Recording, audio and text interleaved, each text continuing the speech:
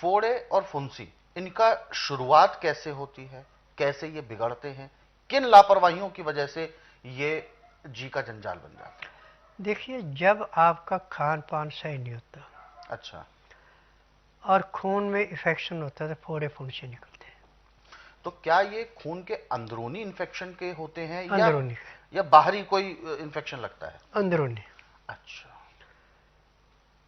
और जितने भी फोड़े फुंसी हैं, इनको समाप्त करने के लिए सौंठ और अदरक एक किस्म का अमृत है। अच्छा। ऐसे फोड़े फुंसी जब भी खून में इन्फेक्शन होगा तो आपको कब्ज हो जाएगी। अच्छा। कब्ज होगी, फोड़े फुंसी निकलना शुरू हो गए।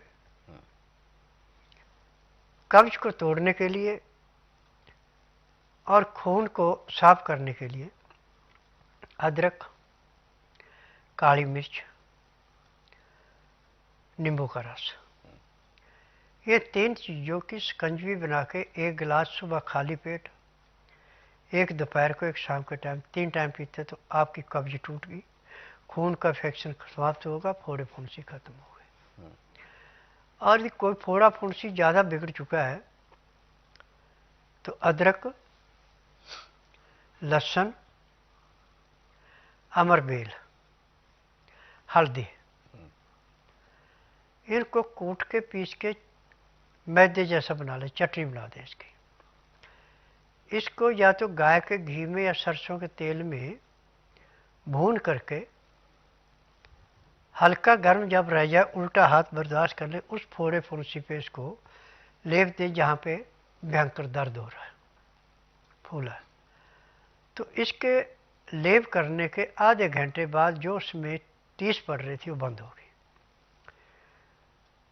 और 48 घंटे में वो चाहे कितना भी भयंकर से भयंकर है, मुंह बन के पस निकल जाती है, फोड़ा फुंसी खत्म हो गई। परंतु ये लेप फिर आपको हफ्ता लगातार करना पड़ेगा ताकि उसका दाग भी ना रहे। अच्छा। तो ऐसे में खान पान, जैसे कि आपने बोला कि इन्फेक्शन हो जाता, तो इन्फेक्शन होने के कारण? देखिए, चीनी सबसे बड़ा जहर है, इसका नाम मैंने सफेद जहर रखा हुआ है।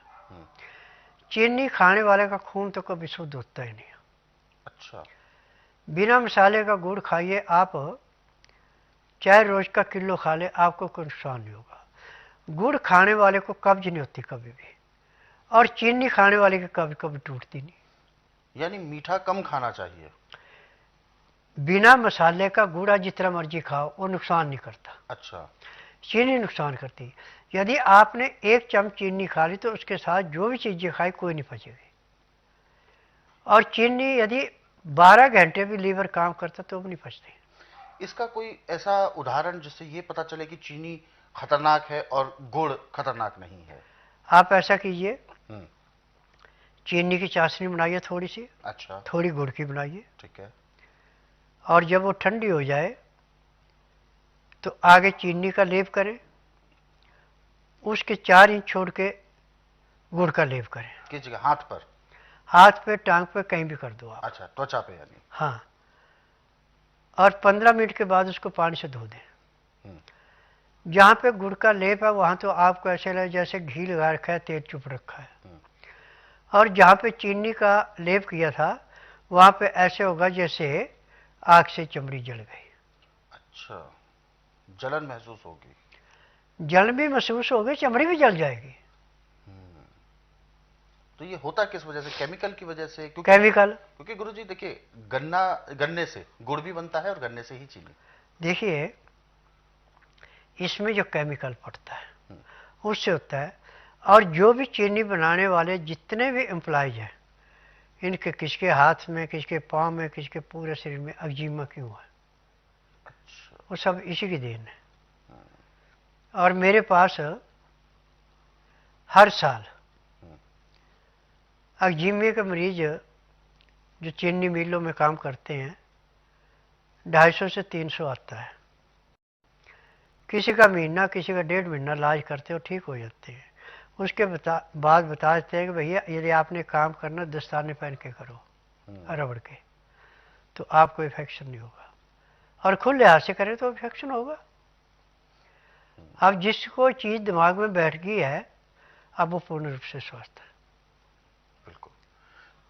तो दर्शकों, ये हम सभी के लिए जानना बहुत जरूरी था कि आखिर शुगर या बहुत सारे ऐसे इन्फेक्शंस आखिर होते हैं जो कि प्रयास क्योंकि सभी करते हैं अच्छे से अच्छा खाने के, सुरक्षित खाना, साफ सुथरा भोजन, स्वादिष्ट व्यंजन, हर किसी का एक प्रयास रहता है। कोई भी जानबूझ के कुछ ऐसा नहीं खाता जिससे कि नुकसान हो, परंतु इसके बावजूद भी अगर इन्फेक्शन बन जाता है तो इसके पीछे कारण है ऐसी कोई चीज जिसको हम खा रहे हैं परंतु वो हमें लाभ देने की बजाय नुकसान कर रही है और उसकी हमें जानकारी नहीं है। जैसे कि चीनी। चीनी एक बहुत ही खतरनाक पदार्थ है और ये एक तरह का स्लो पॉइजन भी कुछ कुछ केसेस में हो सकता है। ऐसे में आप इस बात का जरूर ध्यान रखें, चीनी को आज से ही आप बिल्कुल अपने दिनचर्या से हटा दें।